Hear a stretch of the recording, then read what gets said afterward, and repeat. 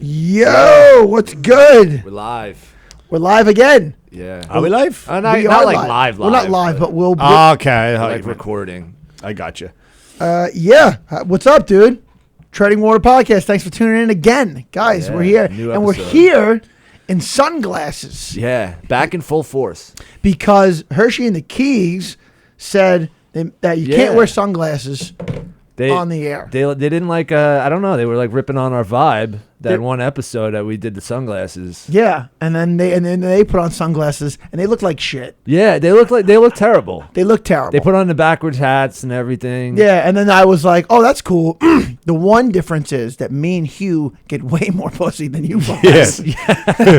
So like, I wanted to fuck both of you. Yeah. Oh God. and today, I would enjoy that too. Dude. Mick's look how handsome Mick is. yeah, Too. today we have Summer a it up. guest. This guy is all over the country. We've got the pleasure of knowing him. He headlines all over. Dude. We've had the pleasure of knowing him for years now, and he's here today, and we're fucking pumped. Thanks, Yeah. lads. Yeah. Congratulations on the new show, by the way. Thanks. Thank Yeah, you. it takes a while usually for people to find their groove on a new podcast, and I think you lads hit it right at the gate. So congratulations. Thank you, man. Aw, Give it up appreciate right it. now Yeah. for Mr. Mick Thomas. Cheers. That's nice of you. Thank you for Thank coming out, dude. Thanks for having me. And he's rocking the sunglasses. Of Yeah. course I am. Always. Solidarity. Always. Yeah.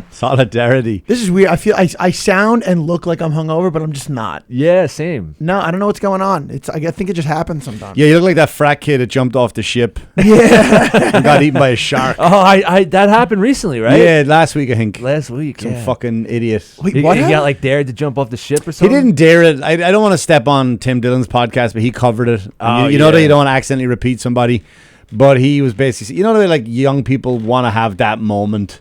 Yeah. Like, look how cool I am, bro. Or you're crazy, man. yeah. You're oh, Travis, he's crazy, man. Yeah. Like, is he? Right, and then it's just he's one of those guys who jumped off a cruise ship into shark-infested water, and the sharks ate him. Shit. They like actually ate him? Oh yeah. What you gonna do? You're gonna ridicule him? Nice flip-flops, fag. Go back to shore, pussy. Yeah. The sharks. They didn't like his business idea. No, they do. Yeah, they do what sharks do. Yeah. Wow. Yeah, Good song. I'm actually surprised because usually if you like jump off like a cruise ship, what happens is you get sucked right into the fucking engines. You Well, I think know? it's parked at some shitty rented off island. Oh, I could be wrong. okay, You know the way right. like the Carnival. yeah, Carnival will rent out an cruise, island yeah. for the first half of the day, and then Princess Royal Caribbean comes in and gets the second half of the day. Right. And the locals working for nothing will turn up, and then fat Americans will all just waddle down the beach Yeah. with flip flops and shitty tattoos Yeah. and just shit on their lifestyle. Good, Oh, man, I feel called out. Yeah. Hey man, you want a shark tooth necklace? You're like, yeah, I got this from the indigenous people Yeah, of Barbados. I'm gonna buy it for this girl I just met. I'm not gonna lie. I'm ripping on a shark tooth necklace right now. Are you but- wearing it? Or you're No. ripping it? Oh, okay. But if you got me drunk on a cruise, I'd be like, I'm gonna rock this at home. Yeah. Yeah, but yeah, that's the thing. That's the thing. I'm gonna go home and wear this on stage. And the girl gets like the one braid with like the Jamaican beads in it. Yeah. Dude, I got a bunch of like linen pants just to be like a vacation douche. Good. Yo, Good. they feel great. Those are good boner pants. Oh, they are not good boner No, pants. man. Well, not like it no. feels good. You Oh, could roll yeah. into the Hamptons looking good in those. Nobody would give a shit. Nobody would stop you. Yeah. Now you look like garbage. But Yeah. if you wore those linen pants, Yeah, You you can get can't. in. You can't like really wear them around like Levittown. I've worn. Oh no, Levittown people fucking crush you. Even Merrick people. People crush you. put out their Newports on your fucking pants. yeah, Even most of Long Island's like that. Yeah, Yeah. but my mom was like, "Oh, you should wear them on stage." I was like, "I'm not fucking wearing linen pants on stage. Are you kidding Why me?" not though? That's what I No? say. Why not? Why? Yeah. Where the fuck? What you comfortable in? You think I should do them next Where time? what I'm you're here? comfortable in? I guarantee you. Here's the thing: there's certain people that just look good in anything, right? And I think you could fit into that category. You could pull that Yeah. off. Thank you. Because you could walk in, you know what it is? You've got one of those fucking looks that you walk in, you go, didn't he always wear linen pants? Yeah. Like nobody would. It's like if you came in with a beard. If you came in with a beard, people like, you'd be like, hey guys, check out the beard. Like, you always had a beard. You know what I mean? Like, that's how. Like, Dude, he was always a linen pants guy. remember, do you remember last February we said, dude, what you wearing that linen pants for? Your nuts must be freezing. And he's just like, "Nope, I like getting boners in the cold." Yeah, man, that's it. Go for it. I say wear it. Fuck it, you bought them. Dude, Yeah, you know, it's like I think all three of us, we fall into this category, and it's been blowing up like crazy because of Matt Rife. Okay. You've seen all the hate that Matt Rife's been getting just because he took his shirt off on his fucking on his poster? like tour announcement. Like, you know, cool. If you look like that, then do it. and there's just been like a lot of general hate for like a male comedian kind of making it. Who's good looking? Who's good looking? Yeah, I don't hate him at all. I don't know the guy. I know a lot of the before the shirt came off. Before the shirt came off, a lot of people, comics, were complaining that, and I see the complaint, but it doesn't bother me, right? Because you're your own. You're your own vessel. You're your own fucking brand. However you want to be, Travis. If you want to be Hugh, you know, whatever fucking comedy Mick is going to do. But a lot of people are pissed that he got famous from crowd work. Right. Now, is that his fault? No.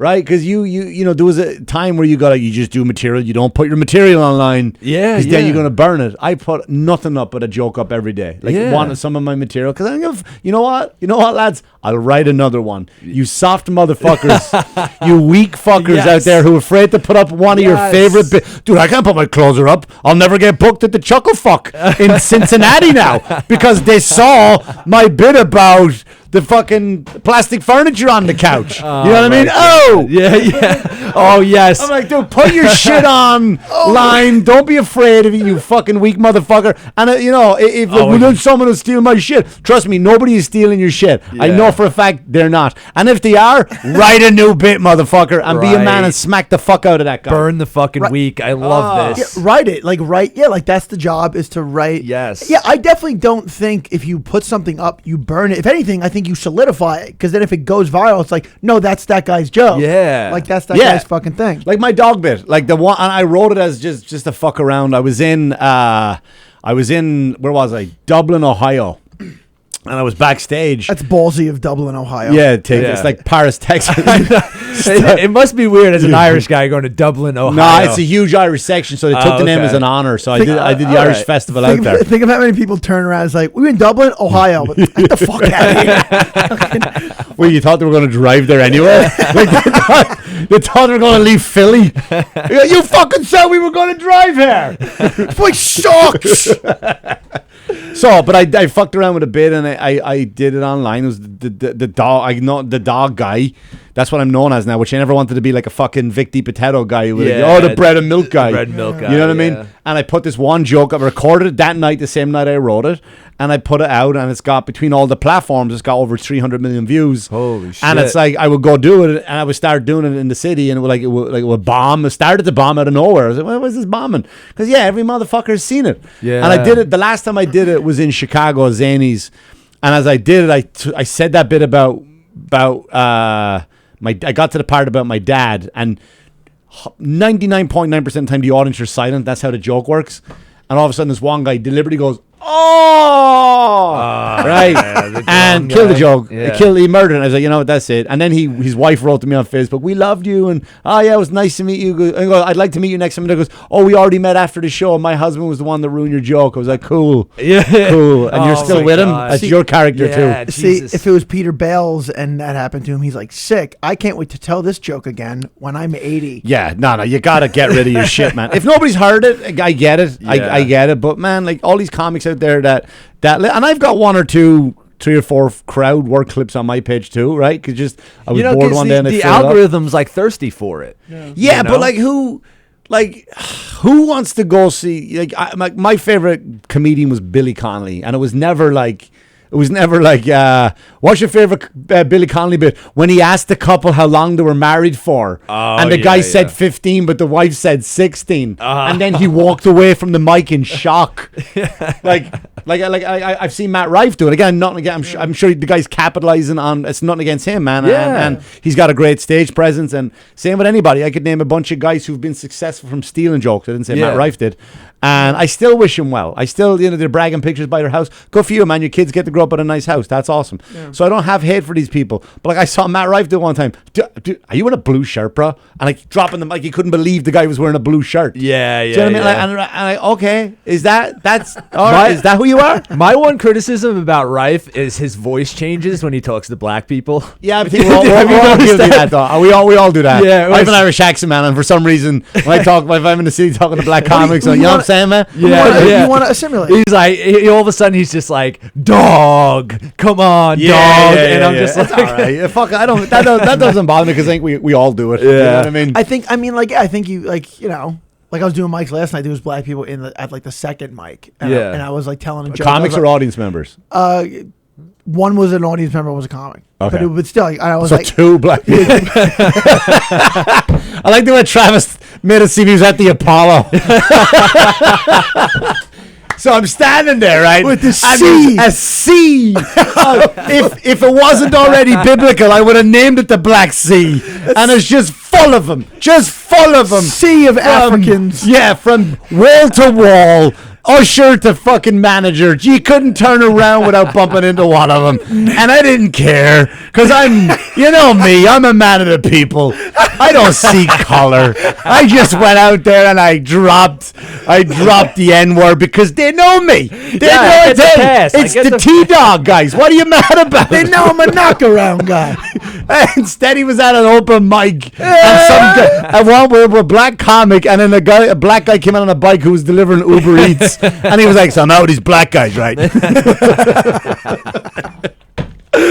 So I'm looking at the sea of Nigerian refugees. I'm like Bob Geldof. I'm just out there. We want your money. We want your... Queen are going to be playing soon. Pick up the phone and send us your fucking money. holy shit. But I did, yeah, like I my did. God. It was like, it wasn't like a yo, what up? But it was like a little, dude. Like Yeah, a yeah. little notch. My handshakes become more dancier. Oh, yeah. You know what I mean? Like when I see them, like I mess up usually, everyone. I No, mess up. I usually do that, like the thing, and I bring you in for a hug. Yeah. If I genuinely know you, right? If not, I'll be like, "How you doing, man?" Whatever, you know what I mean? Like, because I'm starting to get introduced to a lot of new comics that I never knew before, and then some old, some new friends I get to see again. But when I see my black friends that I know, I get a lot looser. Yeah, you know what I mean? okay. I get a lot looser. The handshake, I add on an extra step. Yeah. You know what I mean? Like I keep that one in my back pocket in case. What I do, I always bring it in because I'm just a bro idiot. Yeah. But like like when I'm handshaking a black guy, I'll be like this, that, bring it in. Check and then your wallet. And then I do some other. Check your wallet. Hey, this is how I end it. Hey, My watch is gone. But like I do this, that, bring it in. Yeah. And then after I'm like, yeah, have to have a get out one. Yeah. no, it's like a second line of. You gotta do this. Yeah. Snap and the finger guns. Oh, the guns. That's a cool one. Like I don't know if That's a you cool know one. Nico White, one of the Yeah. funniest guys, man. I was just Very funny. with him last weekend. Is that the guy? That's the guy. No, Nico's one of the funniest guys, one of the kindest guys ever. He is. But when I say hello to him, man, he adds extra layers on. But for some reason, it's like you know when you go parachuting and you're strapped to somebody, Yeah. right? Oh, That's yeah, what yeah. shaking hands. Yeah. You're like Nico's the guy. I got you, I got you, and you're like, I'm doing it. I'm doing it. That's he's, got to be like a cool moment. yeah. Like Or it's like riding a bike with training wheels. Like I'm doing it, Dad. Yeah. Like He's, I'm doing all of the things. and he's- I had a black guy compliment me on my sneakers once. I'm still talking about it. It was like 2 years ago. Nice. That's big. You know? I'm not a sneaky And guy, but I know that's a whole Nico's world. Nico's like a tall, skinny dude, so it's even cooler. I feel like when they're tall and skinny, it's even like, yo, what's up, dude? You know what I like about Nico, and there's a lot of guys like that, and I don't necessarily, I don't mean black people, but I mean like anyone who does that, I'm very impressed with. When you ask him a question, they don't answer right away. They take a moment to like, I want to think about what you just said, and then I'm going to answer. he's a there's thinker. There's He's like- fucking cool people like that, man. Nico's one of those guys. Nico's Yeah. just such a real dude, and it's like I've known him for so long, and it was great to see him because I haven't seen him in a while, and it was just he's like, oh, what's up? He's like you know those people like you don't see for a while, and then when you do see him, you pick back up right where you left off. Right, yeah. I truly appreciate that quality in a person. Yeah. I like that when I see that in someone. Yeah. Yeah, because sometimes when you like get away from people for a while, then they get like weird. They're like, oh, I haven't seen this person. They don't Yeah. fucking hit me up, you know? And he has- then it Yeah, seems, you're like, "Did I like sour." you? Yeah, exactly. And you kind of Really? I liked you? You All question your friendship, you know? Yeah, or you could just stop doing drugs, and then you see someone, you're like, well, I actually really don't like you. Yeah, you owe me yeah. money, I think. That's a that's a I strange. do believe one. you owe me money. Yo, going back to bits, I wanted to ask you a question. So you were talking about like, yo, you had a bit, and then it just started bombing. Yeah. But then you knew why. It was because like people knew The it. audience knew it was Yeah. coming. It became kind of like a famous bit.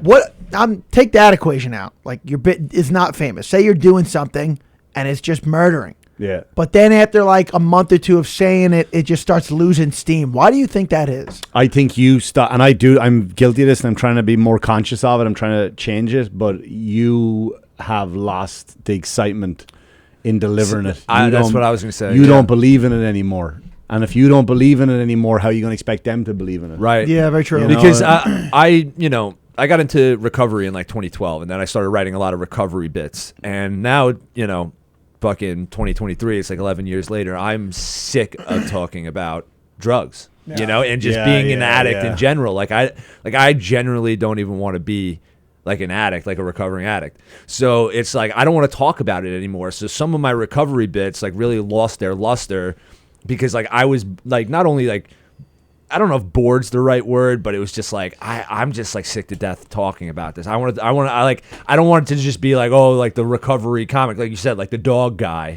Like I don't want to just be that person. So I kind of like tried to come away from it and like, because like it's you get to like you write what you know. So it's like when I was just doing drugs, it was all I was writing about. But now it's like I want to write about other things and like challenge myself a little bit more. And like those were the bits that started hitting more and I was more excited to do them. And I think the audience feels that. Yeah, but if you grow, like even if your life changes as a person, right? Like if you, like we all know those angry comics, right? Yes. That go on stage and fucking scream and yell. And that's great. Yeah. But I saw you yell at that 2 years ago. Are you still angry at it? Yeah. Are you still mad about that? Because if you are good for you, man. You need help, but also congratulations on you have a bit. That's killing. But if you're not that angry at it anymore, because we all change, we grow as humans. Like if you're a recovering addict, so when you were writing jokes before you were getting help or decided to change your life, where you are as a person is different than where you are now. And you can't go back and deliver those jokes with new Hugh Murray. Can't go back and tell old Hugh Murray's jokes. Right. You just can't unless there's something like it's a silly. Like we all come up with those jokes that they don't belong anywhere in our set, but you just came up with it because it's funny and it's a quick laugh. Those ones, throw in, sure. But if you're going to move on from it, then fucking move on for it. And that's why I always say, man, there's nothing wrong with just getting the camera out, recording that bit, and fucking if you don't ever want to return to it, then just leave it up there. Just leave it there. Let it die in the ether, and it's a representation of who you are. And like I did a brand new joke. It's one of my biggest laughs now. I did it once. I recorded it and put it up online. And I made it better. I made it stronger. So now if you want to see the bit, you go see it, but it's not the same. It's not a bit. Now it's fucking murdering. But eventually I'll go, I was gonna say, so then there's the flip side to that, because then there's things that like this crazy thing happened to me when I was, however old, and it was like a wild story. So I wrote the story down because I knew like this is going to be something you can tell on stage. This is fucking, this is crazy. I don't even know how this happened to me, but I wrote it down, and as I was writing it, I knew I wasn't good enough of a comic at the time to perform it. Yeah. And I was throwing up at the wall, throwing up the wall, and it's really just not quite hitting what I know it can. Yeah. And then so I'm like, how about this? How about you put it to the back of your book and you develop more as a comic, and then you come back to it like 3 years later. And I've done that with some of my stories, some of my bits, and they're just hitting now because I know how to fucking hit it. Yeah, there is a thing called comedic maturity. Yeah. And you could tell a story or something that it could be, let's say, edgy, air quotes, right? It could be edgy, but you didn't have the confidence to deliver it. So when if you deliver something that you think the audience are going to, oh shit, here we go. Is he going to say this? You better believe that you're saying it. Yeah. Like if you kind of like bite your nails and go, I don't know, insert this word here, you better fucking, when they see you, they better go, like it or not, they better believe that you fucking better believe it. Yeah. You know it's funny that you say that, because I think when I was first starting out, Mick told me that I had a joke and I was like, I think it's really funny, but it's not working. And I think Mick told me like, you may not just be a good enough comic to tell it yet. Yeah, man. And I think he was the one that that's not meant as an insult. No, I have so many bits myself that now I'm going back and visit and go, fuck. Like I remember I had this in my head. It was a great bit about 9/11. Yeah. Right. In my head. I'm saying that in my head, meaning it bombed on stage. Already like risky material. Yeah. And listen, I'm doing comedy like 16 years. So I was like 5 years into it. And the premise of the joke was I watched this documentary on 9/11. A lot of people don't, I get a lot of this shit, but a lot of people don't, like I'm an American citizen and I'm one of those very, very proud to be an American, because I'm coming close in a few more years, I'm coming close to being an American more than I was in Ireland. Oh, okay. Wow. Right. Holy shit. So I am an Irish citizen. I'm from Ireland. I'm born and raised in Ireland. I love Ireland, but I genuinely love America. And people go, you can't say this. I can say what the fuck I want. I am pro-military, right? I can be pro-military. Why? Because I got 2 small kids that maybe one day want to grow up and be in the fucking military. And what am I going to do? You're not joining them because why? Why? What's the reason? You want them, right? You want them to be safety, but I can't get my kids to not want to be in the military for some fucking dumb political reason. Yeah. So I genuinely love the country, right? I do. So when I was talking about this 9/11 bit, it came across not anti-American, but it was a documentary on the tower, and it was a documentary it was a story being told by 2 people, the same story told from a different angle, and it was about a guy. He was running down the stairs. I'm not going to do the whole thing. And as he's running down the steps, he hears a knock on the door, on the wall, right? And it's somebody trapped behind the desk on the other side of the wall. So he fucking punches through the wall. He looks down, and he looks up. He looks down, and he sees this guy trapped under a desk. Now it cuts to the other guy telling the same story, and all of a sudden I'm banging on the wall, and his fist comes through, and like an angel, he pulls me up. So they're telling the same story back and back, right? Right. And he carried the guy out on his shoulders. They run out, and as they run out, the building collapses behind them. Right, and the guy. So at the end of the story, and the two guys are crying. And again, I'm telling you what happened. I'm not doing the bit, of course, because the bit's a lot shorter than this. And at the end of it, he goes, I call this guy up every single day. Every morning, I call this guy to tell him, you're my angel, you're my hero. I wouldn't be alive if it wasn't for you. And every Saturday, I send him a gift basket since it happened, right? And That's like exhausting, right? So, but that's my point, right? So then it cuts to the guy, and the guy's like, yeah, he sends me, he calls me every day. Like, and all I said on stage was at the time, like the punchline was at the time after I told that long-winded story, because I didn't have the comedic maturity to tell that story, make it shorter, make it more interesting, get my point across. And all I was like there's got to be a time where he looks at his phone and goes, not this fucking guy again. Like, you know what I mean? That's right. Right, because when my mother calls, I'm like, oh, fuck, now what? I'm like, right, and that's my mother, right? Like, and then jumping on the fucking punchline. No, like but that's not the point, though. It's not. I'm not trying to do a bit here, so you can jump, but it's not ruining. But then I'm like, and then I start talking about, like, he gets a bat. Dude, he probably hasn't seen his dog in 7 years because like fucking moldy muffin baskets around his apartment. But anyway, so people took that, like, boo, whatever. Like, some people booed me off stage because maybe I didn't have the comedic maturity to tell that story in a way hey man, this is fucking honest. This is kind of true if you think about it. Like, we've all got that call from somebody. Oh, fuck me, here we go. Yeah. And then maybe it was it seemed like it wasn't patriotic, it was anti-American, when really it wasn't. But I didn't have the skill to tell that story, to deliver it. That place on stage, like when you jump into that world, like to handle yourself in that space, to deliver it right in that space, you do need to have, I would say, at least 5 or 6 years under your belt. Yeah, it depends on who you are. It depends on who you are, but you know what I mean? Like, depends, like, if you were a shit talker your whole life, then it's like, But I remember I don't know how long I was into it, but I was like, why were you so much funnier in lunchrooms and at house parties and, like, after practice? Like, growing up, like, and I always, like, was around many different groups of people, and I would just make many different groups of people laugh as I was growing up. And I'm like, why do you think you were funnier then than you are now? Like, I had this moment like some years back, and I was like, because you knew it was gonna hit. Like, in the back of your head, you're like, you knew it was gonna hit, so you had no hesitation. You just walked into it. Right. It's so like then, that confidence. Yeah. Yeah. So then I was like, have that confidence. Try to find it. Try to hone it. And try to focus on it, and then deliver it out there, which is easier said than done. Well, the problem is why you don't want it to bomb is because if you do something edgy, you don't want the club to say, now I don't give a fuck. If you don't want to have me back based on a joke that bombed, then that's fine. Right. That's fine. And it's also like, I think there's a level of like that need for the audience to like you. Where it's like you kind of get like a little scared, and kind of diminishes your confidence a little bit, because you're like, I hope they like me up front, but like when you're with your friends, like after practice or fucking like in class or something, it's like they like you, so you have that confidence. I mean, especially like up front, I think like your first like few minutes of them. I mean, like, some can disagree, but your set's gonna go drastically different or drastically easier if they like you the first like 3 minutes. You know what I mean? Or you can go on stage and you can open up with that fucking Hitler joke, right? For whatever, and go, this is who I am. Right? And if you're confident enough in that, they're either going to go with you or not. But if you do 4 minutes, let's say you're doing a 15-minute set and you're doing 4 minutes of, hey, the traffic was terrible here today, and hey, what's the deal with, right? Whatever. And they go, we love this guy, he's hilarious. And then you make that sharp right. Yeah. They're going to go, what the fuck, dude? What? Go back to the traffic jam. What the hell did the Jews ever do to you? You know what I mean? Like, Just take it easy on the Jews, man. What are you talking about, dude? My favorite thing. You're just talking about airline food. Yeah, I know first class, and now all of a sudden abortions. Like, what the fuck? My favorite thing is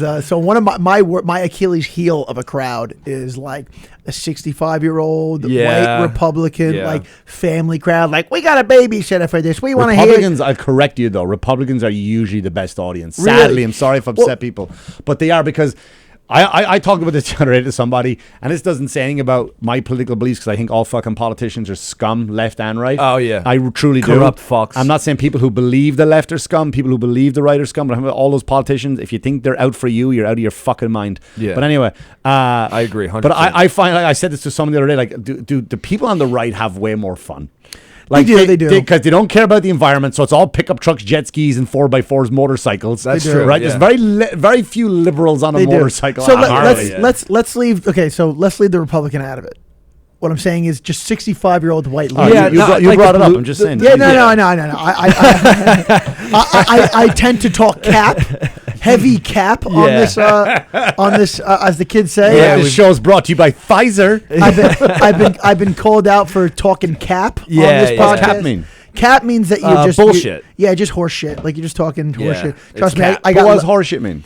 just like okay, so I was going on a rant about how this chick wanted to hang out with me, and I didn't think that she really wanted to hang out with me. I think she was just desperate and wanted a boyfriend and was going to take anyone. Sure. Yeah. And then I was like, she kept calling me, and I didn't want to hang out with her, so I kept making excuses. And then eventually, I was like, let me just say something that would ward off a normal girl, so she'll stop calling me. And I was like, she's like, hey, what are you doing tonight? And I was like, I'm actually sniffing coke with my friends. I'm probably gonna go home and sniff coke by myself. That's what I do. I do that a lot. I like sniffing coke alone.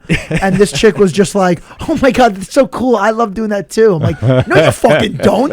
Shut up. And he said one line on the clip, and he's just like, no girl likes cocaine, period. No girl, no girl. And they all went after Oh, you. and they fucking swarm. You people are the fucking worst. And they fucking ripped on him. would Like, hate they're like, to be have you. you never seen Pulp Fiction, retard? Like, the people were I would they were hate to ripping be on them. I would hate to. I get attacked on a this week, dude. This week on I stopped on Facebook. Right, I post on there. Yeah. But I used to, because Facebook are sneaky fuckers, man. They know what annoys you. They listen to your conversations, right? Yeah. And all I did, right, dude. Like, I'm not gonna let you know about my family's personal life, but like I've one of my immediate family that is a member of the gay community, right? Okay, That's all I'll say. So I take her to fucking. I drop her down and my wife, so I just basically outed my daughter.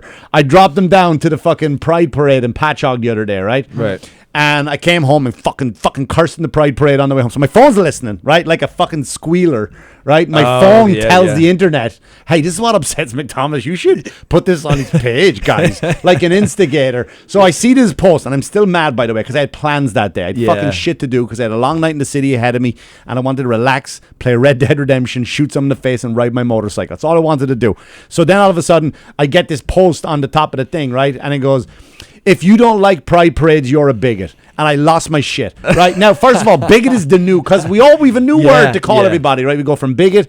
Nazi was recently racist. Everybody I hated. Every guy was a narcissist. Remember, we were all narcissists. So narcissist. There's a new word every day. So now it's bigot. And all I said was "fuck your parade." Right? Like because my thing is on the pride parade was, look, I get it, man. Look at you. There were people who were persecuted for being gay, but that's not your fight, right? Why you do have those parade with those old gay guys who really suffered, who really had to hide in basements and fuck. You know, but now you guys are fucking in a Chipotle on the fucking table in front of me. More power to you, man. You're getting more ass than me. I'm happy for you. Nothing against gay people. I think it's just okay to be anti-parade in general. I hate parades. Like, that's what I'm saying. Like, they just shut fucking down hate them. fucking Paddy's traffic. Parade, fuck you. Yeah, who Fuck gives a Disney shit? Parade. When I go to Disney, I was at Disney recently, and I really wanted an ice cream. And right across the street is the best ice cream. Couldn't get to it. Why? Fucking parade going by. Exactly. I knew it was at least an hour away Fuck from that ice cream. Thanksgiving. Right? All of the parades can fuck off. Dude. Exactly. So the gay pride parade, that's your sexual preference. That's what it is. Now, you Yeah. can say something, well, it's a representation of all the struggle. No,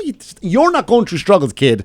You didn't go. These old guys, these old queens, Yeah. right, really fucking struggled. Right, the You ones that didn't. got fired from Right? work. And, Now I yeah. don't, and I had to go do a radio interview. Right, there's a radio station in Patchogue, right, and I had to get to that radio station to do an interview to promote a show I have coming up in the end of July. Right, they want to do a pre-recorded interview and play it close to the date. Yeah. So I can't get to my fucking interview. I can't get to work now because hell. this person likes it in the ass and he wants to tell us all about it. Yes. Like, do you know what I mean? And it's not nothing against gay people. No. That's your preference and I don't like your fucking parade. That's all. It doesn't mean I don't want your people. Your people are disgusting. You need to, the Lord is going to, like, it's none of that shit. But you immediately, when I put that shit down, you jump. These people fucking jump on it because, we got him. 100%, He yeah. said our word. They'll take some What of a this right bigot. now. They'll edit it. All of a sudden, Mick Thomas is a bigot. Oh, When you're Hitler. You're giving Yeah, them yeah, you're watch giving the- them a lot of slack to edit right now. watch the protest Yeah. at the Comedy Cellar this fucking Saturday night now. These fucking people outside, Mick Thomas is a fucking bigot. Like, Yeah. why? Why? Because I don't like your fucking parade. I got nothing against your people. I got a fucking daughter who's gay. Go fuck yourselves. Yeah. Hey, there it is. Yeah, no, I agree 100%, dude. And it's just like that whole thing is just like an inconvenience in general. And I feel like, it's just like, it just comes off like, why do you gotta like announce it to everybody? You know, like, why do Right.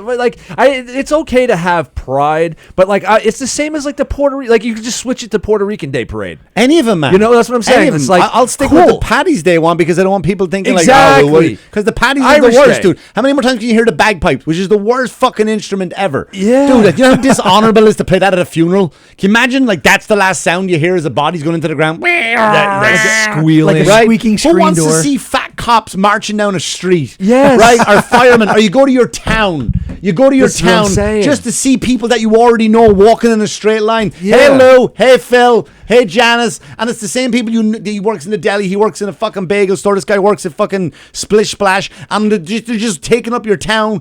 People you already know. That's the bank manager. But the And they're Irish just walking Day- in a straight line. Who gives a fuck? The Get out of Irish, the way. the Irish Day Parade is the worst because, like, then I start fuming because then I'll see a fucking Italian guy in like a red shirt and he's throwing up in the corner, and I'm like, "What the fuck are you doing? What are you doing Yeah, here? you get out of here." Your day's tomorrow with your fucking cannolis. Don't ever come at me with a cannoli and call it the dessert, you piece of shit. You get out of here with your fucking trying to. I was at a wedding the other day and this big tray of dessert came in, chocolate, strawberries, rainbow cookies, all that shit. And then someone put a cannoli on it. I was like, get that the fuck out of there. That is a fucking piece of athlete's foot. Get that off that fucking dessert. I don't know what it is, but it ain't a fucking dessert. It's like Fucking cream cheese in cannolis. like a It's bread nothing. blanket. It's fucking awful. We're going to talk about we hate how people show certain prides. Yeah, correct? 100%. That's what we're Not talking the about. gays. My That's what whole, we're talking my about. my whole goal for this whole episode is to gas everyone up about Italians. I was bringing it there. I was bringing it there. Let's make a segment about this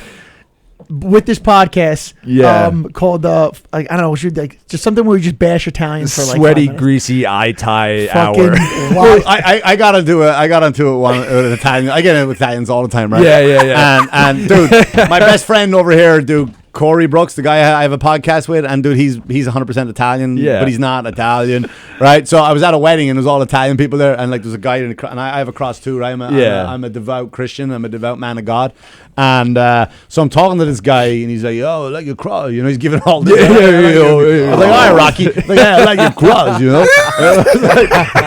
I was like, I like your cross. Hey, the father. Yeah, it's Vinny good. Barbarino.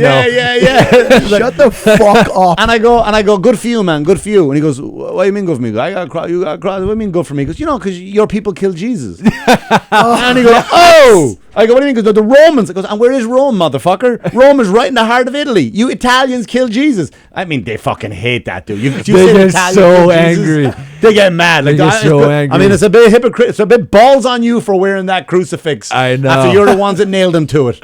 We didn't. The Romans did it. The Like, Jews, same thing. Yeah, that's like saying when you go to other countries who hate us, hate Americans, fuck America, and we're like, oh no. Yeah. It's the Washington people did it. Not, it's all those cunts in Langley did it. It ain't us Long Island fucks. Don't you hate us fat Long Islanders? It's the Washingtonians. Fucking assholes.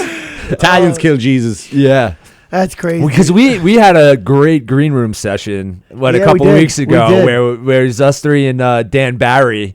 And we started going off a little bit about all because there's kind of been like the Sebastian Maniscalco, like Italian, like, oh, everybody's got a Nona. It's like enough. Yeah, I think we leave it with I think Sebastian is the king of Italian comics. I mean by Italian comics, I have so many friends who are Italian comics who are Italian, right, but they're not that. There's a difference. I got so many of them, but I think unless who's really good at coming up with original spins is Mike Vacchione. Yeah. But for the most of it, you have Sebastian. I think Mike Vacchione. There's not that many others that are original with their Italian material, and it's all the fucking same shit. Because stop picking it. One day we were here and we were talking. There's an Italian comic that's kind of playing like an Irish area, and we were like getting excited. And we're like, oh, he's gonna fucking bomb, and there's gonna be like some drunk Irish guy going, I don't got a fucking Nona. Yeah. What the fuck? Can we put together a show where it's all like hack Italians, like 6 hack Italians? Like bring the comics in or play their clips? No, like we have them on a show. We could do that. Yeah. We could do that. Because the problem there is like the way I'm wired is, dude, if I find out, like when I talk to you, like, and you're a nice guy, I find it hard to shit on you in a way. Like I only shit on my friend. Like I'll rip you apart, like, dude, because I do that with my friends, right? I can do that. But I think after that, I don't want to be a bully. So if I find like Fat J, Long Island guy here, dude, he's the nicest guy you ever met. I don't look at him as Italian. I do. He does. Yeah, he's an Italian comic. He drops enough of it to let us know. I kind of almost look at him as like a black guy. When you look at like just by looks, no, like I see what you mean. But like he kind of like got that whole attitude. I don't know what you meant by that. I don't know. It's just the way he talks and everything. Like no, he does. He definitely is an Italian guy, but he doesn't lean into it. But if you just went to the audience, you'd be like, nobody says that. Jay, come on, man. Nobody says that. Yeah, nobody goes like, "Hey man, I got $100. Let's go to AC and get a hooah." Yeah, nobody says that. There's a whore or a prostitute. Why does he black guy? Because his shirt's from Target? I don't know. He sells weed. Maybe. Yeah, he sells weed. Wow, he can't be a fucking record producer. He's got to be all the negative stereotypes. Guys, again, we're talking hung like a horse. Yeah, I was going to say that one. We're talking shit here, guys. All right. No, but again, let us just talk shit. You don't need to explain it. Once you put a disclaimer up in your bio that the Treading Water podcast is a comedy podcast, you're covered. Yeah, you're covered. That's what I do on my Cheaper Than Therapy podcast. I put on the Cheaper Than Therapy podcast. When I post it, it's at the bottom is the Cheaper Than Therapy is a comedy podcast, meaning that anything I say and you hear me said it's a joke. Comedy podcast. It's up to you now if you want to take it as a joke or not. Now it's a joke. I'm going to put it back on you to either laugh or get upset or fuck off. I was saying the owner of this club is like the biggest Italian, and we're shit talking Italians, but we're joking. No, I'm more shit talking Italian comics because I genuinely do. I go to Italian people's house. They're the nicest people. They're welcoming. They make you feel at home. Dude, I get stressed. I get stressed because they can't relax until I'm like, dude, what do you want me to do? Like, what can I do to shut you up? Yeah. Right. Like, you got to have this. I don't want to have that. No, here, look, fuck my daughter. Like, dude, I don't, like, stop. I'm okay. They're big. They're big in hospitality. Give me a Diet Coke and I'll be fine. Like, I'll be fine.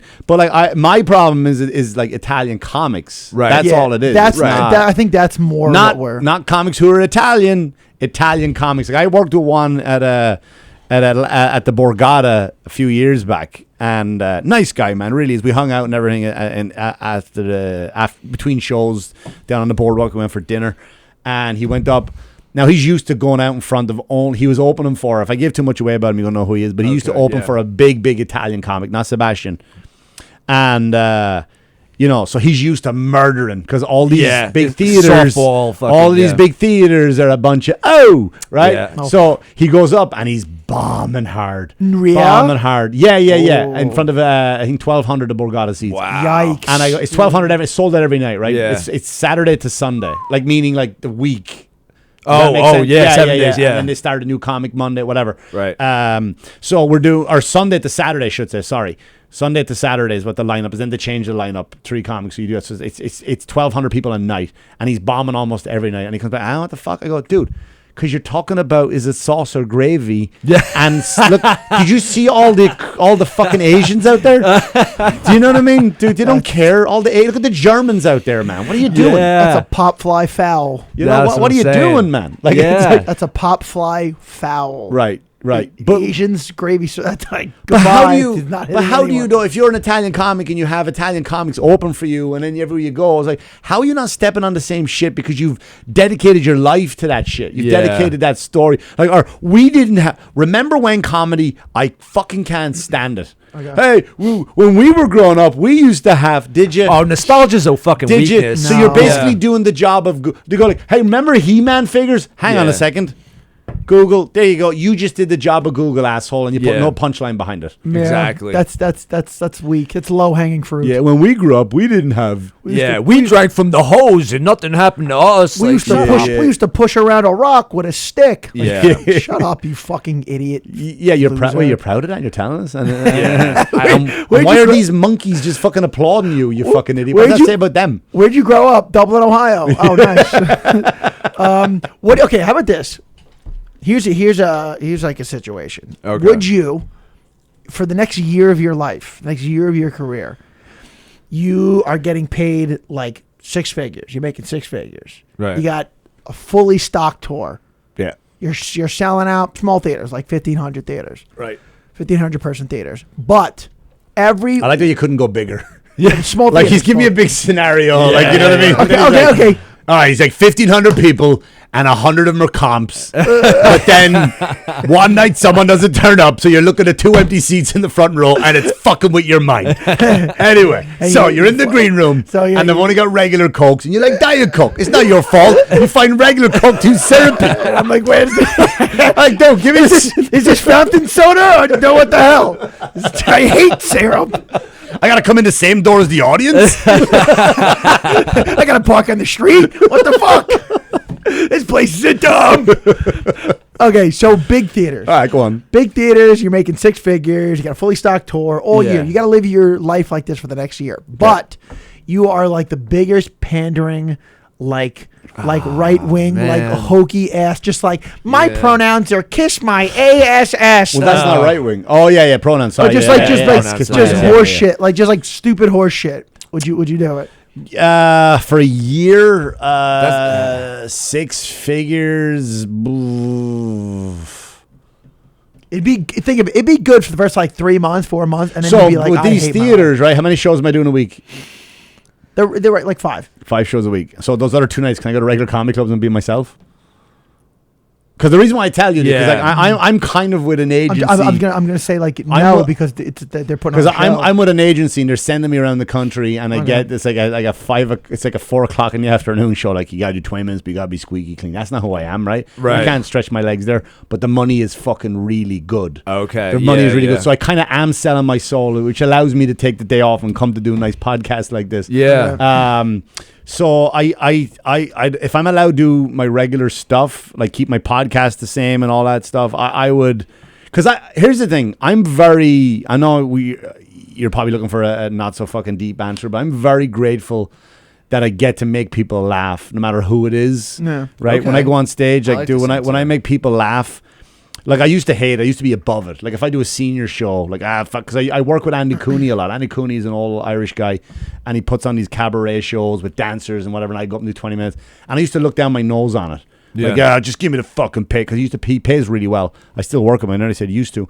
And I'm like, just give me the fucking check, and I'll drive home and brag. And, and I call comics up, like, yeah, I just did this shit for some old people. Yeah. And then I would just realize that these old people were having a fucking time of their life. And I was like, dude, who the fuck am I to look down my nose? Just like, I'm so lucky that I get to make. There's one thing I wanted to do as a kid. I wanted to make people laugh. But then when I was a kid, when I said I wanted to be a comedian, I remember the day I said I want to be a stand-up comedian.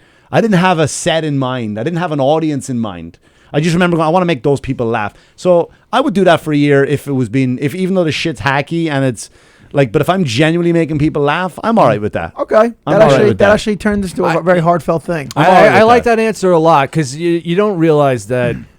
I guess like a general audience member that doesn't know a lot about comedy, they don't realize that we do take those gigs for the paycheck once in a while. Yeah. Like and then like there's the the free gigs that we do once in a while that we get to stretch our legs and be ourselves and try out new shit and then there's like I kind of go back and forth between the two. And it's like the two like fucking poles, and usually you want to hit like in the medium somewhere where you could just like, you know, you're not fucking driving people crazy. You kind of Right. getting to be yourself, but like, yeah, like there are those fucking cash grabs because like, you know, especially when you make it to the next level. Like I still have to work a day job. You Right, know? right. But like if you take it to that next level, you got to take those gigs to course. fucking pay the bills. I could take one of those gigs and my mortgage is paid for. All my bills are covered that month from that one gig. I'm talking about car loans, Right. everything. So anything else I have is gravy. Like it's spending money. Yeah. It's That's funny and you say when you're a kid, you don't think about the audiences that you don't. You don't. Right. You don't. Like I just remember like when I was a little kid, there's John Leguizamo had a special. It was called Sexaholic. I don't know if you remember that. I do. And I was a little kid. Like that was like I would watch it again and again. And it was like HBO, so it wasn't like That's when you know.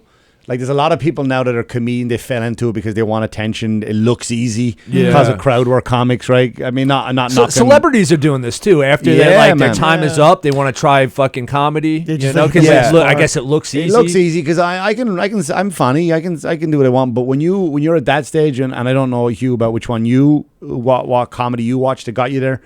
But once you start looking at a special over and over again, over and over. you're not just fucking. Hey, I'm entertained at this, dude. No, I'm you're dissecting it. You're learning it, man. I could. Mine was I'm- Louis C.K. hilarious.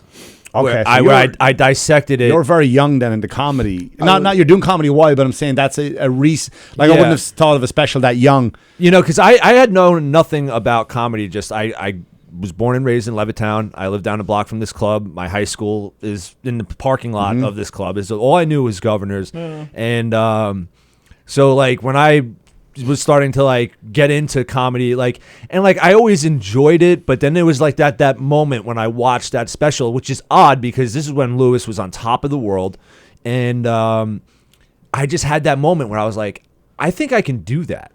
You know, and it is like, I don't know if it's because he made it look so easy. He does. You know, and He does. and I just kind of like there was one joke, and I don't even remember the joke in particular, but I was just like, I see how he did that. I think I can do that. And then like I used to come to this club, and it was an old manager. You probably remember him, Tommy. And, Yeah, I still talk to Tommy. Yeah, great He lives guy. upstate New York. I was talking about him the other day, actually. Great artist. He used to be a very funny comedian on the scene, and He wasn't really a comedian. He never gave it enough of a shot. But to me, I always thought it was one of hilarious. I used to have a podcast with him. Yeah. Before anybody was doing podcasts, and we did it from his garage out east in Long Island. Yeah. And Tommy just would show up drunk and high. Oh, yeah, and the yeah, show yeah. was terrible. But he, to me, is one of the funniest people on the planet. You know, but I used to show up for the open mic here, and and he would let me in for free. I would sit in the back, you know, I would drink a couple beers, you know, get my 2-item minimum, and I would sit in the back, and I started taking fucking notes on just open mic comics, you know. Right, right. And that's when I started seeing you, and like I guess Chris Davis was on the scene at Yeah, the time, and like John Ziegler. I think Lori was like Lori Palminteri was just like starting out. And, you know, I just sit there and take fucking notes. And I did that for like 6 or 8 months until Tommy finally went, "Are you finally getting on stage tonight, faggot?" And I was just like, you know what? Fuck you. I popped like 2 Xanax. I was bugging out. I had so much fucking stage fright. I had written about like, I thought 7 to 8 minutes. It turned out to be about 5. I was able to get friends down to the club because it was like a 6-person minimum. And, you know, because I live local. And, you know, I got like 5 people. John Truson, the booker at the time, was, you know, he put me on. And they put me up last on the open mic. There was 300 people in the fucking crowd. And, shit.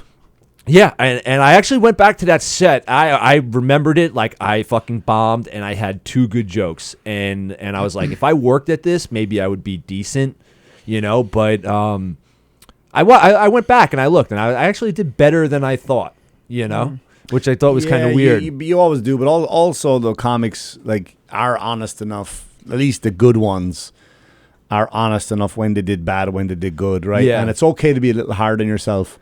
I'm usually my toughest critic, but I kind of like frame it like this is my first set ever, and like as far as that went, I think I did okay. You know, like especially like following some decent comics that were on that show.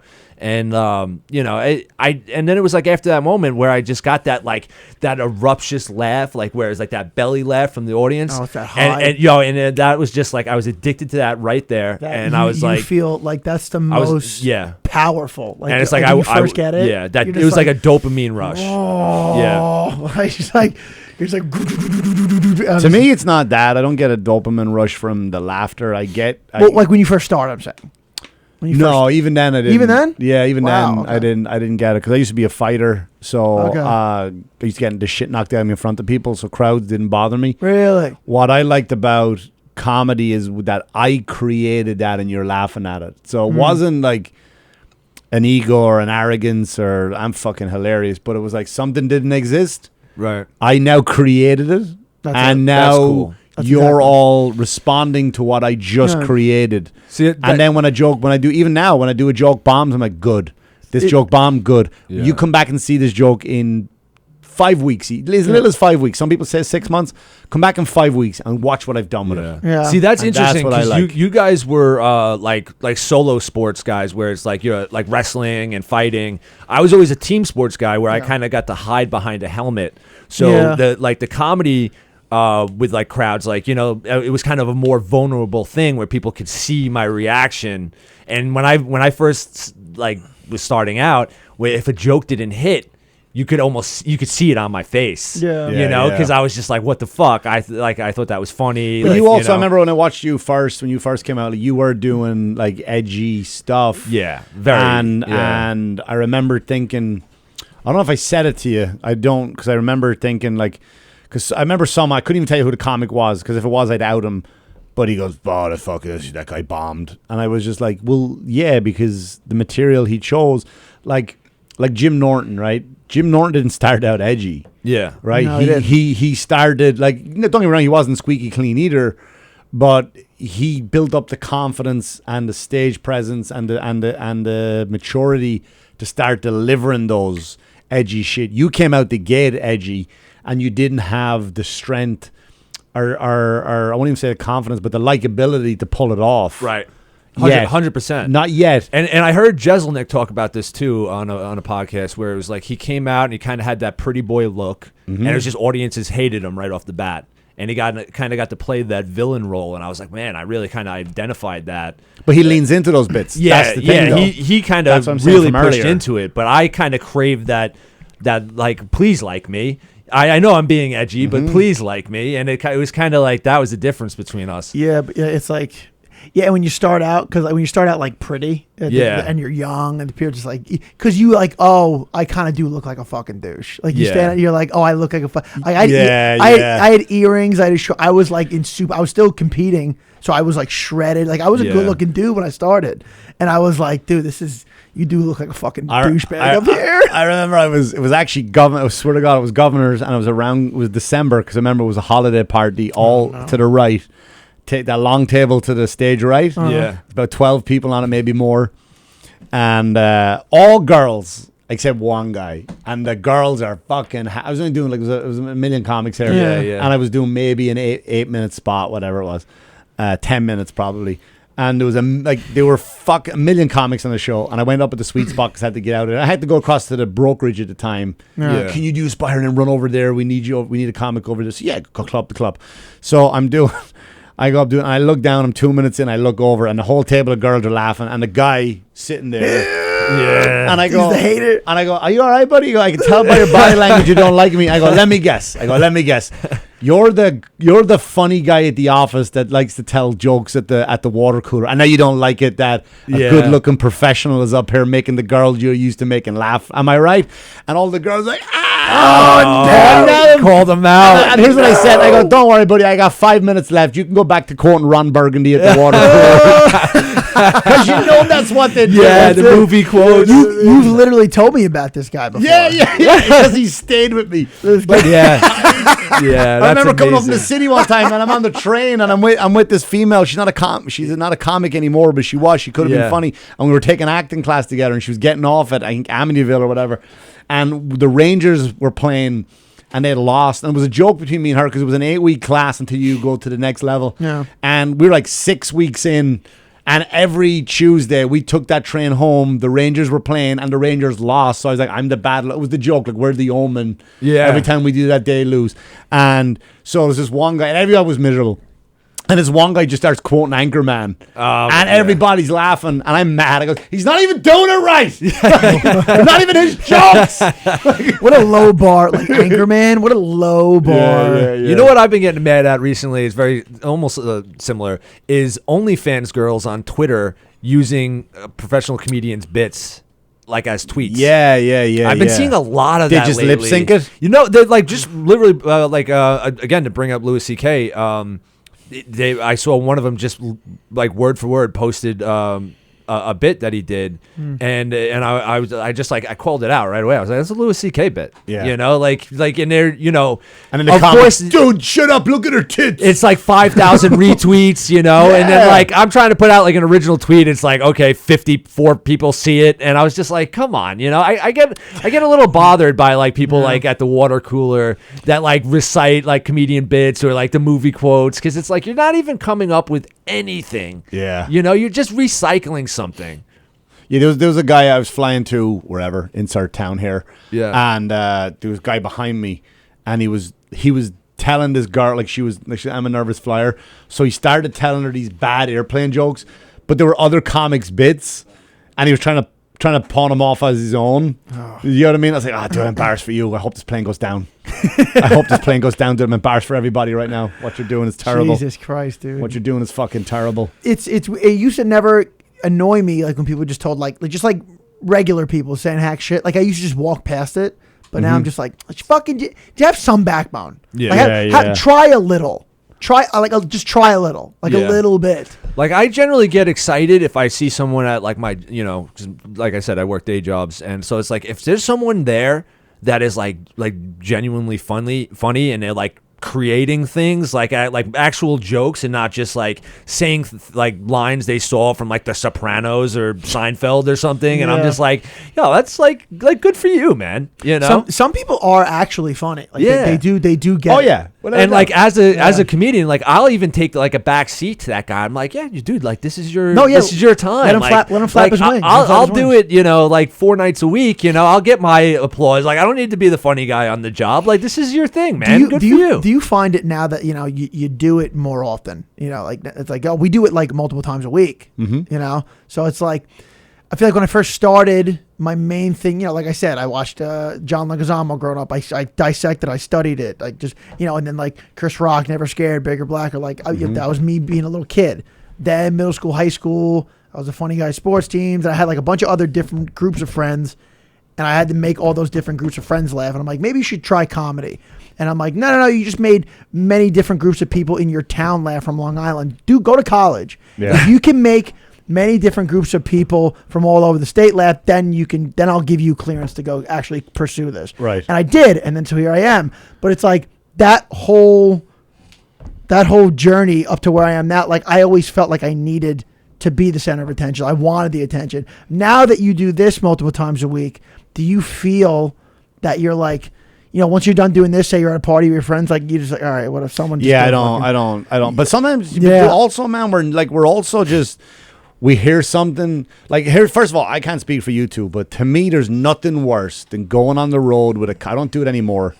Going on the road with a comic that you can't just be yourself around. Oh, well, that's rough. You know what I mean? That's rough. It's like, hey, what's the deal? Hey, look at the sign over there. They never turn it off. Yeah. And I go, I will knock you out of this fucking moving car right now. I will like this, and they're all Long Island guys. They all fuck. When I started, I used to go on the road with like Rich Walker. I'll drop his name, like not in a good way, but like you get in a car with him, and you're like, dude, I'll walk. I wish Uber was invented. I'll fucking go to I'll make this gig at Montauk without you. Like I don't need you. It's right. It's fucking horrendous, man. Going on the road. I'm not saying Rich Walker, but like I'm saying like it's weird. So someone like that, if I got a week with him, I'm like he'll tuck her out by the second. If you have a weekend with him, they don't tuck her out. I'm like fuck, dude, because like that's not enough time for this guy to tuck her out. He's gonna be like this whole trip. Yeah. I'm like save it for the stage. Save it for the stage. Yeah, for real. Save it for the worst is like when you're when you're on the road with someone, and they're just like Like you wouldn't chill with them at a bar. You wouldn't chill at a party. Yep. They're quiet and like you're like, well, we're going to fucking Chicago, so like this is a long ride. It's like, oh god, it's rough, we used to. I still do. My main guy I bring on the road with me is Dan Barry. Right? Unless I get there and they've already organized. Hey, we already have an opener. We're strict on that. Blah blah blah. I get it. Like so, I'm going to Phoenix, Arizona next month. 22nd at the Nile Theater, 2 shows, and so I'm bringing Dan with me. But like. I remember Dan and Rooney, I used to put on shows together. I used to produce shows. I go, hey, can I bring the MC in middle? And then we would just swap around who wants to be the middle, who wants to be the MC. And we would just go have the best time, the 3 of us. But we're at City Steam in Hartford, Connecticut. Oh, someone told me about that place. Yeah, it's a great room. I don't know what it is now. I haven't done it since the new owners picked up. I got to reach out to them, I suppose. But so one of the guys was already booked there. So he was doing a guest spot. Like either Dan or Rooney, I don't know which one it was doing a guest spot. They already had a house MC, not a house, they already had an MC booked. So we get there and he won't shut the fuck up. And he's staying in the hotel with us, and I go, dude, this guy's so fucking annoying. So then we like the next morning, like we get up and we're all downstairs. We go because when I go on the road, I get up early. I don't hang around and go, let's go live our life. Dude, because that's where material comes from. Living your fucking life. Also, if you see the city that you've never seen before. Exactly. Live your life. Yeah, what are you doing stuck do. in the fuck? What's your joke going to be about today? Like that, you know what I mean? Yeah. And you can come back and tell them what you just saw today. And it's a great way to open up a show. It's a fantastic I was at this fucking museum today. I can't believe you guys do this. And they're like, yeah, we do that. Or whatever the fuck. And it's a great way to get them to like you up front. It's like the best way to open up. It really is to get to see their town and talk. They love that, man. Dude, he went down They to do. town. I live 5 minutes from there. That's fucking great. He was right there. That's so funny. If you can crank 5-6, yeah, man. Yo. Yeah. So I go there, and then all of a sudden we're down in the lobby, and I go, right, guys, come on, we'll go. We're going to go. We're going to go to Mark Twain's house. Mark Twain has a house there in Hartford, Connecticut, and we're going to go to diner first, and then Mark Twain's house, then the mall, back do the show, and so Dan was like, I've got to wait a few minutes. And he goes, why? He goes, I couldn't tell you the guy's name, so I'm not like saving to be protected. I just couldn't tell you the guy's name. I was like, oh, that's your fault. That's your problem. I'm leaving right now. Me and Rooney are going right now. You can come with us. And you guys, because I told him, well, then it's your job to uninvite him because he ain't coming unless you want to take a taxi, because I don't even think it was Uber's then. Uber's hadn't taken off. If you want to take a taxi and bring him to the diner and then get a taxi to the fucking to Mark Twain's house, and then I didn't. Mark Twain said, "Do not ride in the car with cunts." That's what I'm going to do. That's what I'm going to do. I'm not going to ride in the car with a cunt. So I'm 100%. I'm like, you're not doing. I'm not doing it. And Dan was like so mad that day, and we were at the mall. He was like walking behind us. Go, why are you sucking? Because I told the guy, yeah, you should have checked with us. Yeah, you saw how mad he made. We were trying to ditch him. And don't make me be the guy to go, Dan, I don't mean to say nothing, but I brought you with me, buddy. Like, don't make me say that. Like, right. don't embarrass me. Like, when I was like 6 months in, and this guy took me on the road. He was famous in the. I'm not gonna know his name. I'll tell you after. He was famous in the '80s, and then he bombed his career like by like '92. And so Jackie the Joke Man. Yeah. So Was it him? So me and Terry. I'm doing his podcast next week. I just want to know. It's not him. Oh shit. Me and Terry were on a show with him, and then this guy Dennis Leary. shut the fuck up. I'm telling the story like Dennis Leary. Yeah, we all want to know now. Patty Oshmo. I used to hate that when comedians were talking on podcasts, like, yeah, bro, this guy went up and he fucked me in the ass. I'll tell you after the show. Yeah. But anyway, obviously I'm bleeding. I'm like, well, dude, tell us who it is. Barry Sobel. Who? Barry Sobel. Don't know who that is. See, you're protecting his name for nothing. Okay, yeah, I should have known. He was big in the 80s, He was big in the 80s, yeah. Oh, you should have seen him in Syosset. Oh, you couldn't go to Delhi's without knowing who this guy was. He's probably dead in LA. I still forgot his name. He's probably dead. He's probably dead in LA. Barry, was it? Sobel. Couldn't tell you. Anyway. No disrespect, Barry. I'm sure you're a lovely man. Yeah, Barry, me and you had the fucking worst time in the Go world. on. So I'm on the road with him for like a week, and he's just like, dude, like a fucking nightmare. I pick him up. Terry bails on the show. So now it's just me and him. We're going to like Magoobies. We go to like Virginia Beach. We're going like around like that area for like a week. And it's just like, dude, like we're sleeping in the same room. He would like wake up in the middle of the night, take explosive shits. Oh, God. And I was like, bro, the guy would sleep till fucking 3. Like I'm out, I'm working out, I'm walking around the fucking the new city. And then I'm like, yo, what's good? He's like, I'm still sleeping. And I was like, all right, well, I'm going to go fucking go sad walk around. existence of a life. Yeah. Not just because of him, but like a lot of people do it. Yeah, so Yeah, I had to drive this guy around. He's just being like a prick the whole. He's like, you know who I am, and I'm like, I was born '91. Your career had already been dead by the time. Right. I That candle had fucking fizzled out. Yeah, so I was just like, all right, whatever. So, dude, we go to DC, and we're walking around, and there's this big fat hood woman, and she's walking a dog. And the dog's pulling each way. Dog just wants to get away. Dog's just trying to get away. And so we're walking that way. She's walking our way. And he stops. He's like, you ever think he doesn't want to be walked, Tubby? And she looks at me like, is your fucking boy okay? And I look at him like, did you just say that? He's like, whoa, uh-oh. Dude, I walked across the street, and then I'm like, Is that his catchphrase? yeah. Oh God, I hope he's found dead. So in a hotel, a motel, not even a hotel, but a motel with KFC wrappers around him and an empty bucket, and that's his last memory. Face down in a day's end. Yeah, with just fucking gay porn on his phone, so now his family knows. Now his family knows that he had to live with that secret. So the story thickens.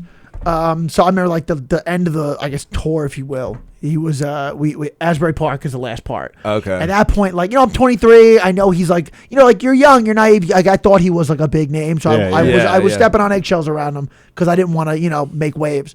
Eventually, at this point, like I told you, like You announced him into every room. Yeah. You walk into a 7-Eleven. Hey. so like eventually, like 23-year-old. Is it sauce or is it gravy? Oh, Brian. Oh no, he was very Jewish. was he? He wasn't Italian, very Jewish. So he so we hit Asbury Park, and eventually, like, the 23-year-old me, like, I'm competing at this time, and I'm like, why am I even taking shit from this fucking soft ass loser? And eventually, I was like, yo, brother, how about this? Like, you walk that way, and I walk the fuck this way, and then we don't hang out till the show. How about that? And he's like, what do you mean? You know what? I'm like, no, I don't want to fucking hang out with you. All right, how about that? So I found a bar like where young people were. Yeah. I'm drinking, I'm making friends. Like, oh, you got a show actually in like, a few hours if you want to come. Like, I'm getting people. All I hear, it's like a rooftop. Yeah. All I hear is like, hey, Travis, hey, I'm done with the arcade now. I'm like, go the fuck back to the arcade. The show's in 3 hours. So, dude, we end up doing the show. We leave, and I'm like, thank God this fucking week is over. This is the worst week of my life. And he's like, hey, I'm actually out of places to stay. You think I can stay by your house? And I was like, no, you can't stay by my house. Fast forward to pretty much like now, a few months later, I'm talking to Dante Nero. We're hanging out. And I bring this guy up. I bring this whole story up. And he's like, oh, you didn't fucking Barry Shaw. I know who that is. I was like, you do? I was like, no one else does. And he's just like, yeah, dude, that guy. He's like, you didn't hear it? I was like, yeah, well, I heard he tanked his career because he was, doing drugs and whatever. He's like, that's not why he tanked his career. And I was like, what happened? He's like, he got caught fucking a 15-year-old boy, dude. Yeah, you're walking around. Oh, that's why he wanted to bring you on the road. Yeah, you know what's hilarious though? Because you looked young. Yeah. You know what's hilarious though? Because at the time we were hanging out, I was 23. He was probably like, he would be hot if he was younger. He's old. Oh shit! Yeah. I was probably too old for him then. Just missed it. Yeah. He's probably like, I would have liked his earlier work. When I remember when I started, I was in a car accident, and so I get the car 2 weeks later. That's hilarious. It's the best. Car flipped over twice. It was great. Oh, what a schmo this. So I'm a young comic, and I'm about to go upstate for like a 2-hour drive with open up for Harry Freeman. Oh, Dr. Harry, Long Island legend. No, stop it. A Long guy who Island legend. can't turn it off. Yeah. Who I found out was a So- doctor 5 years later. He's He's not not a a real real doctor. doctor. Yeah, he's not. It's his And I character. found out, and I got so mad at him. I would be more mad at you. Do you dude. think that incompetent person was a doctor? Dude, Because I blame you for that He was shit. like telling me in the parking lot, like, "Oh, I can write you scripts," and I'm like a drug addict. I'm like, "Cool, man, do it." When you're an addict, you hear what you want to hear.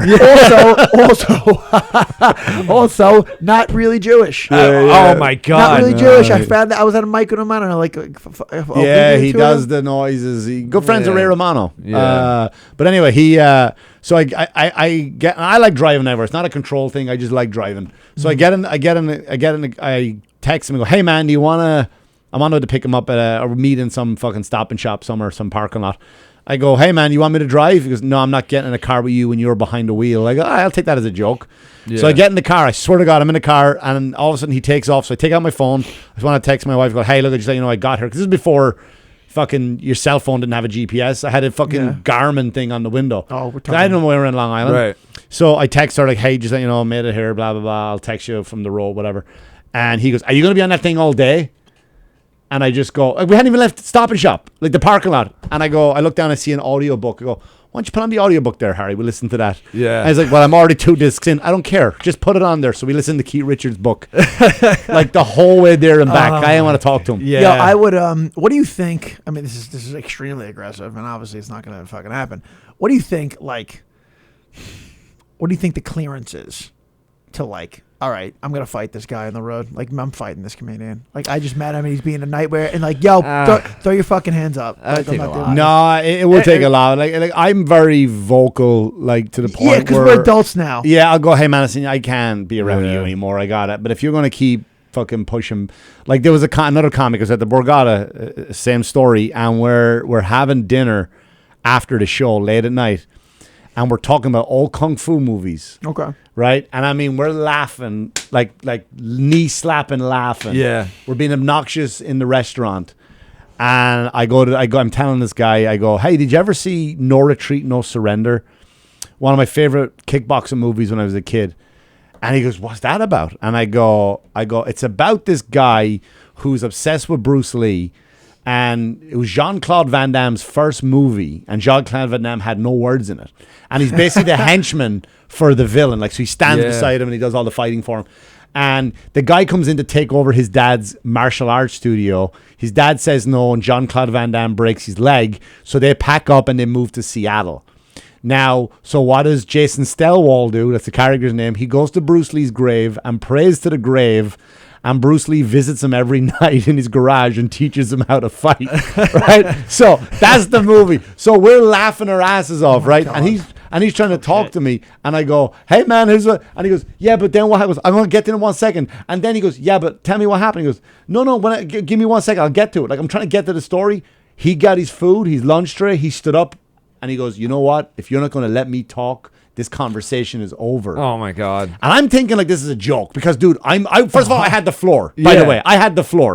You asked me about this movie, motherfucker. Yeah. Right? And you're asking a question, and I said I will get to that. Because he's asking about the ending. I go, "I'll get to that." So then he walked off, and I go, I go, maybe he's sensitive. So as we're clearing off our tray, I walk back and I go to him. I go, "Hey man, so tomorrow." He goes, No, we're done." He takes his phone out and he walks off. And I go, so then next night he comes back in and we're in the green room. He comes up to give me one of these hugs. And I go, No. Unless you apologize to me like a man, we're fucking done. And the only way we're going to end this is either you apologize to me, we throw hands, or you walk away. And he's like, "All right, bro," and he just walked away. And Really? to this day, Couldn't I even haven't spoken to him. apologize? And I bump into him all the time. I was Wow. like, "Dude, fuck, dude." Yeah. It's All right, it's like real quick, and we gotta wrap we gotta up. wrap man. up. We're going No, a little sorry. long. But yeah, no, dude, it's as an adult, man. Yeah, you just gotta Yeah, say you you're gotta sorry. speak your mind, and there's something about there's a maturity to saying sorry, and there's nothing wrong with it. Right. Yeah. I feel I feel like think a better man if I sack up. I just say sorry, not a comic. I fucked up and I said something to about somebody that I shouldn't have. Yeah. And then she came up to me. She's like, "Oh, you talking shit?" And I was like, and it was a misunderstanding. She's like, "You should have known more about what you were talking about before." And I was Right. like, "Hey, you know what? I'm actually very sorry." And I pulled the boyfriend over. I was like, "I'm very sorry," and I shook his hand. And she still won't talk to me, but he was like, I appreciate you saying Well, sorry. the good thing about an apology is when I apologize to you, Yeah.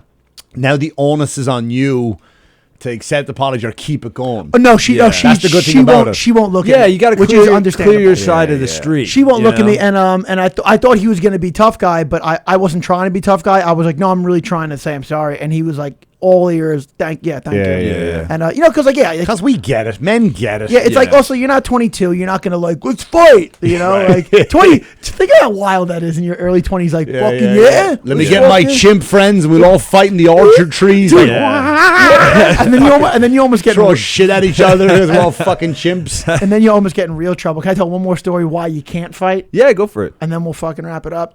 So pretty much, my friend, I was in college. This is when I realized like you can't do this anymore. You can't fight anymore because I remember my friend. He was a big drug dealer, a big drug addict, and he was doing steroids too. So we just knew he was gonna. Oh, his yeah. heart. He's wild. His heart was gonna pop. Right. We knew. We just any time he's gonna fucking die.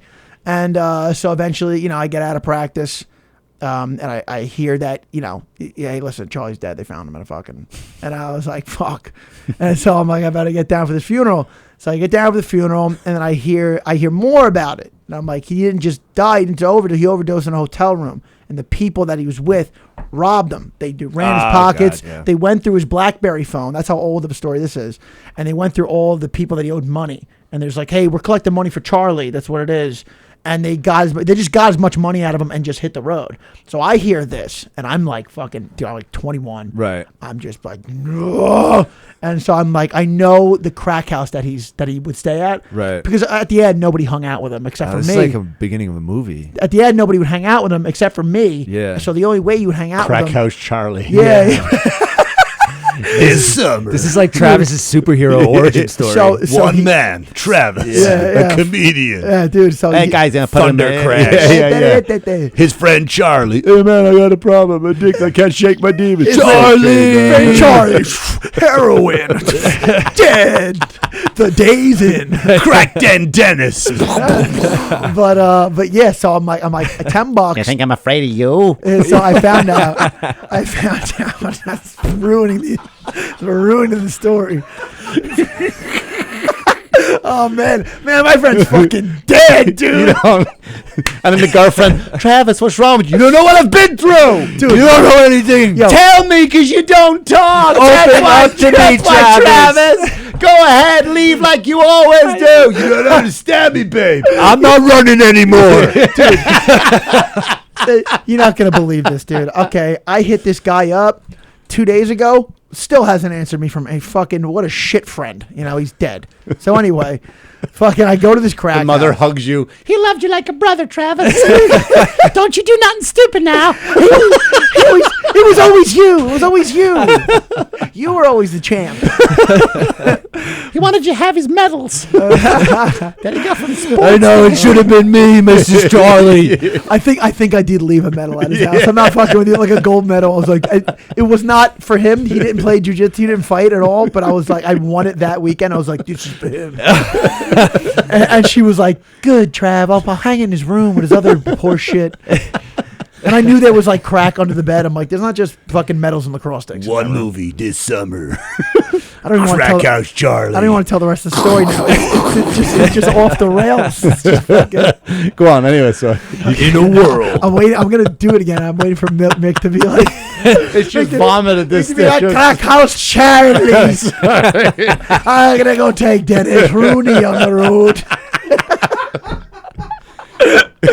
So You're coming with me, Jamal. Why am I? Because I only have one black friend and he has to be in the movie.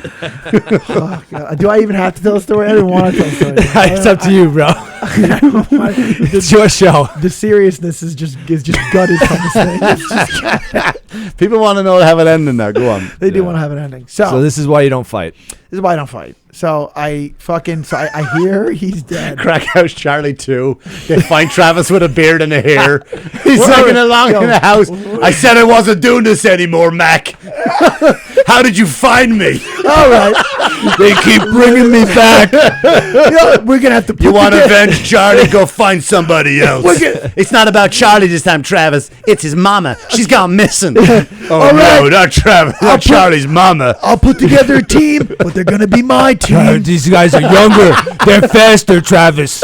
Cocaine Carol. I find like all my team in like the shit end of some dump bar. You know, we've been waiting for you. That's Mac Truck Mac. He got a one-shot knockout.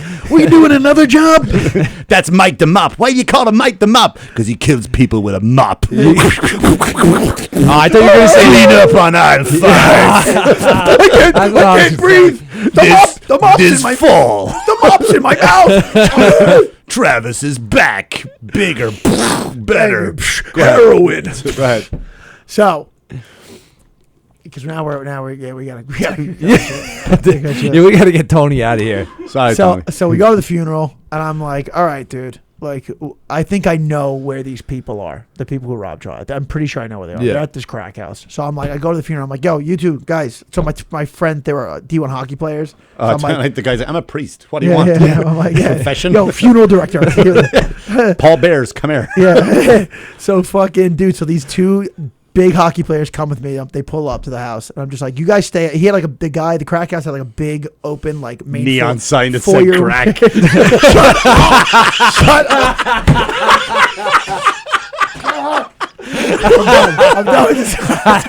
You know what? I'm gonna keep going because I want the interludes now.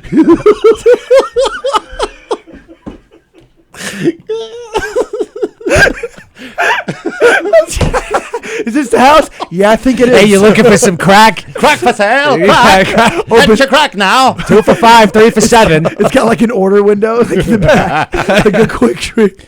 You ain't no fuzz, is you? You wearing a wire? You ain't no lawman, is You you? gotta tell me if you're the law. Goose it, boys. So we go to this crack house, and I'm like, dude, if you see commotion in the window, like fucking, you know. I mean, it's a crack house. There's bound to be something. They're not sitting there They're just watching. checking the blinds every 10 minutes. They saw you coming. They got a pretty good fucking security. I can't have these people find out I watched Downton Abbey. They're like old Italian mothers. Yeah. I think you know what? I think I'm going to turn this into a bit now that you've just shined new light on this. I'm not fucking with you. I'm gonna, but you have to rewrite it with me. You have to help me. All right, we'll do it. Okay, I'll we'll do it. that. So I go knock on the door. It's locked, which is weird. And I'm like, all right, I need to get in. So I shimmy up this pipe. And I just fucking punch through like the screen door, and I rip the screen door open on the second floor. Yeah. And I go in. They're all just like nodding out in the kitchen. And I'm like, yo, like, fucking, where's Doggerty? That's like his name. What's his name? What's his name? Don't say his name. I don't want to. Doggerty is his last name. Yeah. Okay. So I was like, Doherty? Like Irish? Doggerty, yeah. Yeah, Doherty, big, Irish. big Yeah. fella. Yeah. And I was just like, where's Doggerty? And they're like, dude, we're so sorry, but Charlie, but it wasn't our fault. And I was like, where the fuck is Doggerty? I like And the then man of like Mexican gang. Yeah, bangers. yeah. No, they're just like, We're so sorry about Charlie. I was like, you guys are Mexican this whole time? Fucking- We didn't know, man. We told him to didn't cut know. off, so, man. so I'm like, I'm asking where Doggerty is. He's under the blanket on a couch, and he's like, I'm fucking right here. I'm right here. Pops up wearing the blanket as a Yeah. kid. Who goes into my fortress? So fucking. Who dares challenge Dougherty? So I fucking The walk dog. the big dog. So I walk over to him. I clear the table because it's all needles and like knives and shit. Yeah, And I'm yeah. like, you know, in the scrap. What if he? Right. So I was like, clear the table, and I'm just like, oh fuck, I'm having words. I and cleared the table. I got pledge. Give it a wipe down there. You think killing my friend is? You're gonna get it after. You really? As soon as I get this shop vac out. Yeah. Get a wet vac. All right, Just let's let this go. thing. So eventually I punch him. We start fighting. The whole crack house jumps on me. I just start fucking elbowing people. I'm fucking them up. Yeah. So it gets out to the front lawn. My friends see a commotion. They hop out of the car. They bust on fire because they can't be outside. Yeah. So the homeowner's like, you know, man, I know Charlie's dead. You can't just come in here breaking into people's houses and doing that. And I'm having words at him. another quote from the movie. Doggerty comes out. He's like, all right, round two. Like the front lawn was like raised. You ever see one of those things? Yeah. Where it's like the skywalk's here, and so he's down. I'm down here. He's down there. I shoot a fireman, like throw him into the street. I get his back, and I'm just whamming on him. One of the guys comes out, and my D1 hockey player has like one of those like kitty bats, like the aluminum baseball bats. And he's just wait. I didn't see it, but all I hear is like wink, and he's like, ah! My crack legs.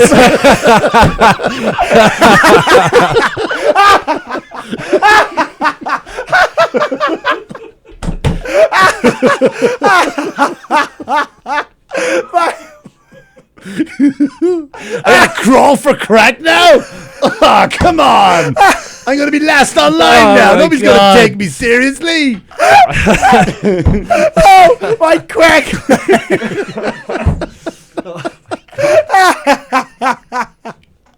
Yo, no fucking dude. Fucking So after we hilarious. break his crack legs, I choke him out, and then he's just kind of like dazed in the street. I'm just like laying weight onto him. I'm small at this point. I'm still competing. So Yeah. I'm like 155. You know, I was fighting featherweight at the time. So it's not like much weight, but I'm just peppering him. And so eventually the neighbors come out. Like the neighbors know it's a crackhead, thus the neon sign. Yeah. Then so they all, you know, they come out, and then we're like, we got to get out of here before the cops come. Right. So we peace out. You know, we end up going to somebody else's house. A party's going on like 2 blocks down. So we just joined this party, and then the party knew about it. They were like, dude, like fuck, we just heard, and we just stay here, you know, whatever. So the next day I go back up to school, and then 2 weeks later is like a college break or something, like a 3-day weekend. Okay. And so my dad hits me up and says, hey, Travi, you planning on coming home? And I was like, yeah, I was planning on. He's like, yeah, don't come home. And I was like, why? He's like, there's like agents. There's like cops coming to the door. to try and fucking arrest you. I'm not giving them nothing, Trav. I'm not telling them where you go to school. And I'm like, I don't think they would send a squad car up to Syracuse, New York for a fucking beat up crack leg junkie. Yeah. And he's like, well, don't come home. And I had to just like stay out. Wow. I just couldn't come home for like 3 months because they knew he was a drug addict. So they weren't. He's a piece of shit. Yeah. So they really weren't lifting fingers to like help him. But they were, but he was coming down to the station every day. Like, I want this kid arrested. What balls as a Yeah. crackhead to press charges? It was him, 2 sisters. They all fucked each other. They were all incest heroin addicts. Holy The shit. Doughertys. I think one's still alive. He's dead. He became a male stripper and then died on the scene. Wow. Died like on the pole supposedly. Yeah. And then the other one was whoring herself What was his out for character? big crackhead Joe. He's just gonna scratch his neck. Holy man. shit! What And, a story. Yeah, and then I think that I don't think so. That whole thing, like, if you do martial arts, it's your hands are legal. It's not your hands it's aren't not at all. registered. That's a Yeah. that's a I've been fake enough lie. of those scraps. That's a fake thing, Yeah. but it does look super bad in court. Like, Yeah. Oh yeah. If you they pull up your record, yeah, Yeah. especially because he was like your alive. fight record, like, oh boy. Oh, yeah. Your like, Honor, they were Yeah, chumps. and I was like, if they really wanted, I was winning gold medals left and right. They're like, hey, he's pretty good. Like, he's like, I wouldn't want to go to the ground with him. And so it's just like, and I was way smaller than him. So if he Right. were standing in court, like, they'd be like, oh, that kid probably fucking mauled him. Right. Like, but no. And Yeah, then man. that from that point on was like, you can't just fight anymore. You can't just. Yeah. It's not like high school. High school. That's you the just, lesson all right. here, kids. That's the But lesson. yeah, we got to get out of here. So, Yeah. Mick, you want to do any plugs? Yeah, Mick, you want to do some plugs? I mean, I got some stuff coming up on different theaters around Long Island, but Like I mean, socials or anything? Mick Thomas comedy on everything, and I'm on. I got my own 2 podcasts: Cheaper Than Therapy and the Manxiety Show. And if you're listening from Arizona, the Nile Theater on July 22nd, 2 shows. Awesome. Thank you. That's Trav, anything? Tomorrow I'm at Stand Up New York at 10. Then this Sunday, if you want to see me embarrass myself in a indie film, the premiere is at Belmore Theaters at 6 o'clock. So if you want, I'm on the supporting role. If you want to see me just embarrass myself and then come in the theater and be like, hey, cocksucker, you suck. You can do that. Who do I see about my money back? Not me. Crackhead Joe. Other than that, Trav_Grant on Instagram and just Travis Grant on Facebook. Yeah, man. Follow Treading Water Podcast, YouTube, Instagram, TikTok. I'm at The Logic, and I'll be here, Governor's, June 16th. Giggle Room with Mike Keegan. And, yeah, I think that's it, man. Yo, thank you, Mick. Thanks for having me. Thank That's you, out of bro. fun. It was As a always. lot of fun. Always Thank you, a brother. blast. Thank you. Guys, peace out. Thanks for Yep. sticking with us. Later.